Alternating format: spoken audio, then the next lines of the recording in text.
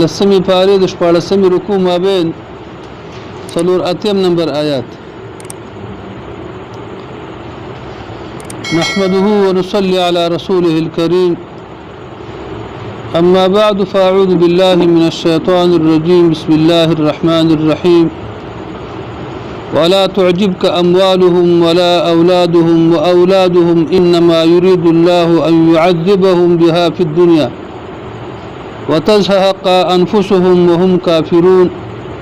إلى آخره. صدق الله مولانا العظيم. فتیر آیاتونو مبارکو کې الله په د منافقانو بیان کې د منافقانو عادتونه بیانېږي، د منافقانو خصلتونه بیانېږي. کلام پاک چې الله پاک د منافقانو عادتونه بیانې،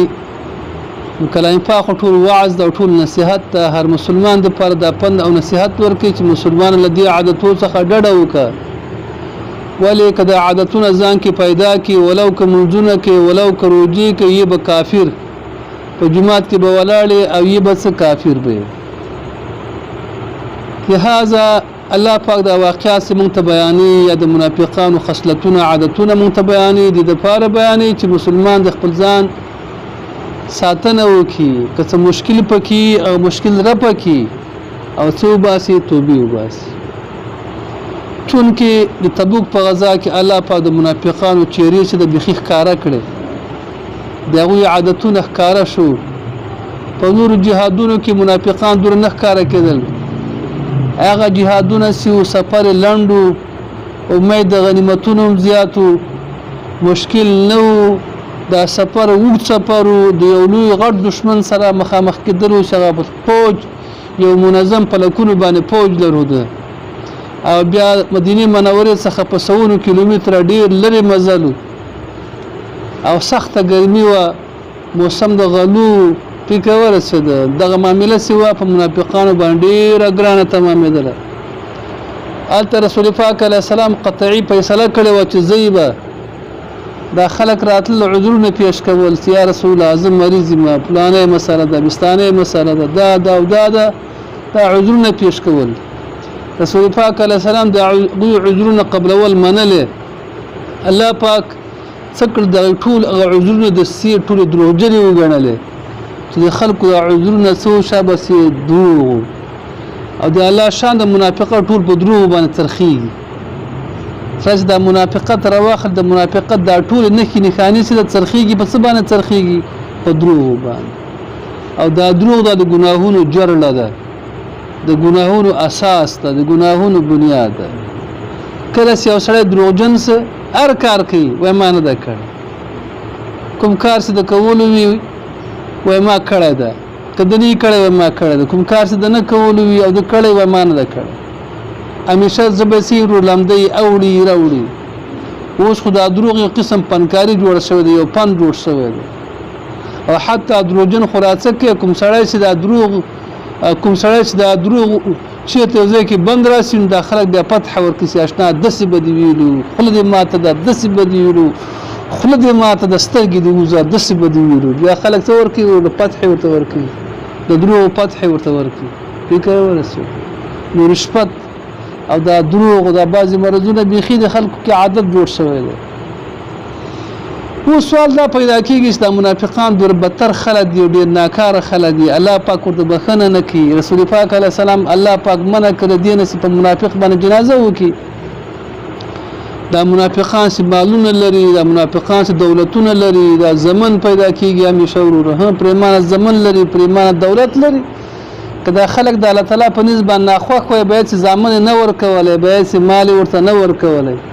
دا یو سوال پیدا کېږي. نو الله پاک فرمایي چې ګوره دا تعجب مه کوه، ای مخاطبه دا سوچ مه کوه، دا فکر مه کوه چې ولا دا ډېر زمن به دا د الله پاک د نزدېکت نښه وي، دا ډېر مال او دولت به د انسان د الله ته د نزدېکت نښه وي. نه اشنا، دا ډېر مال دا د انسان دپاره د الله پاک د لرېوالي پیدا کوي. ځکه مال ډېر مشکلات لري، هم ګټنه کې مشکلات لري، هم په ساتنه کې مشکلات لري، هم په مصرف کې مشکلات لري. ګټنه به د شرط په طریقه باندې کوي، که شرط په طریقه دی ونه کړه کور دی وران سي، بیا زندګي د خراب شو.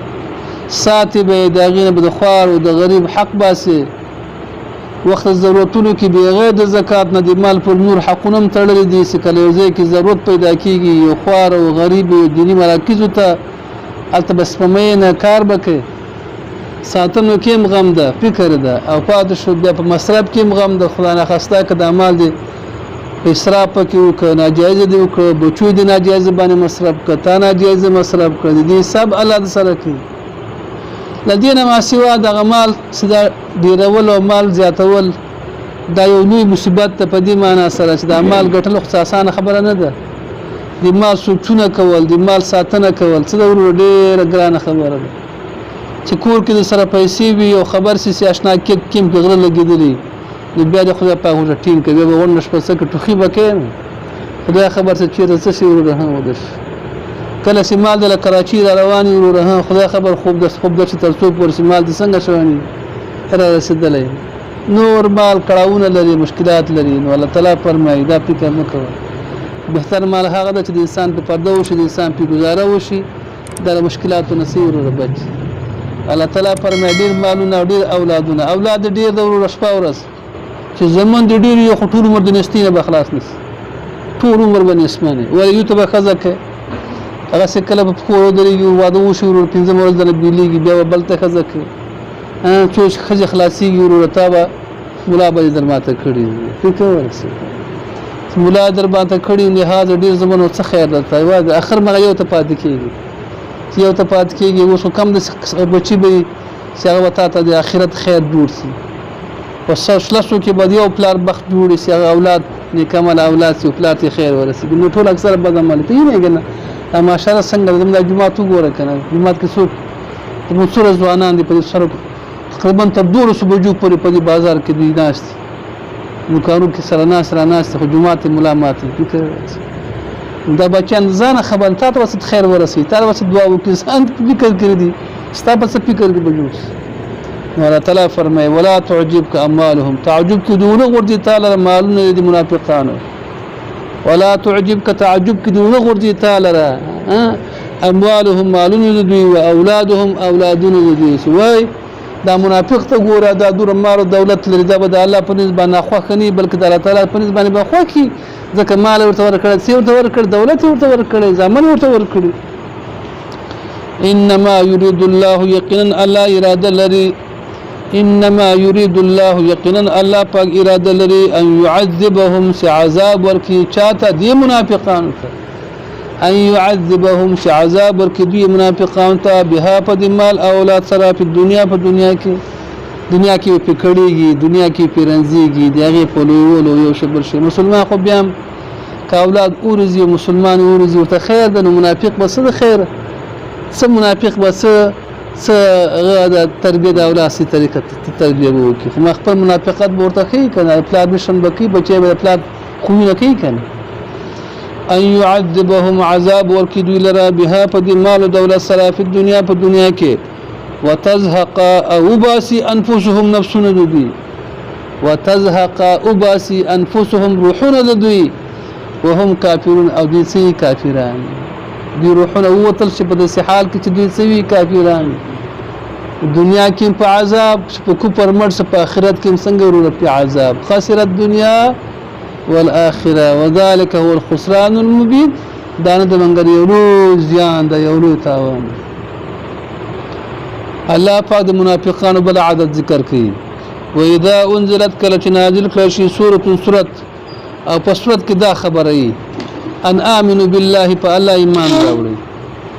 فالله پاک باندې ایمان راوړي وجاهدوا جهادك مع رسوله د خپل رسول سره وجاهدوا جهادك مع رسوله د خپل رسول سره کله داسې اعلان راشي په دې وخت کې هغه طاقتمن خلک د منافقانو راضي پیغمبر اسلام ته سکی اجازه غواړي تکلیف لرم زحمت لرم پرې مداسه کور کې پات شم د وتلونی ما مستپلان او بستان دروغ سکی دروغ عذرونه پیش کړي استاذنك اجازه غواړي اول التول خوندان د استعداد استاذنك اجازه غواړي اول التول خوندان د طاقت خوندان د غنا خوندان د مال منهم د منافقاننا وقالوا دی وای زرنا پردی من لرا زرنا پردی من لرا نكون مشو مع القاعدين سره د ناس تو خلقونه مشو سره د ناس تو خلقونه ناس خلق څوک دي منافقه غدي خزي دي ناس څوک دي ګډان دي شالان دي وړاند دي داخله ناس خلق دي منګم پر د دوی سره کینو من ولا ردودي خوخي بأن يكونوا تدشي مع الخوالب في سرد پاتکی دون کنا ردودي خوخي بأن يكونوا تدشي مع الخوالب في سرد پاتکی دون کنا زنانا او دي خلقو سرد پاتش وطبع مهر لګول شوی دا على قلوبهم فزنوا دي باندې وطبع مهر لګول شوی دا على قلوبهم فزنوا دي باندې فهم دوی لا يفقهون نفويږي فهم دوی لا يفقهون نفويږي الله پاک فرمایي د مؤمن صفت څه ده د صفت علامه کې پیدا کی د مؤمن صفت دا د ایمان سره سره بچکی د الله په لار کې به قرباني ورکړي د الله د دین خدمت وکړي د الله د دین خدمت وکړي ځان به د الله دین څخه نسپموي مال به د الله د دین څخه نسپموي دا خلق بیا څه دي کامیاب دي دا خلق کامیاب دې امتحان کې د الله تعالی من کامیاب کړي الله دې موږ توفیق راکړي چې الله د دین سپایتوب الله پاک فرمایي لکن الرسول لیکن رسول پاک علیه السلام والذین هغه کسان آمنوا ایمان راوړي معه سره د رسول پاک علیه السلام نه جاهدوا جهادون کی باموالهم بخپل مالو باندې وانفسهم بخپل نفسو باندې اولئک دا کسان لهم الخيرات دوی لره خیګن دي دوی لره خیګن دي دوی لره نیکیان دي دوی لره خیګن دي اولئک دا کسان هم المفلحون دوی کامیاب دي دا کسان څه دي کامیاب خیګن څه شادي الله به جنت کورو ته آباد کی اعد الله الله تیار کړی لهم دوی لره جنات جنتنا تجري بيجبا من تحتها لاندې د ونو داغه څخه الانهار نهرونه خالدین دی با مشي فيها پچا کی په جنتونو کې ذلك الفوز العظیم دا یولو برایدا دا یولو دا برایدا الله متنصر کی دعا وکي یا الله موږ جهاد خدمت او اخلاق الله مجاهدین کا الله من خالص مؤمنان کا منافقت ما لا وساته د منافقت عادتن مساته د منافقت خصلتن مساته الله د اولیاء او د اتقیاء او د ابدال او د نیکانو صالحانو بزرگانو متقیانو نخنی ثاني الله تعالی من کې پیدا کا خوینه عادتونه الله تعالی من کې پیدا کا صغیره کبیره گناهونه معاف کا الله تعالی والدین ته معافي وکا ټول حقداران ته معافي وکا اولاد دین خدمت من واخره وصلى الله تعالى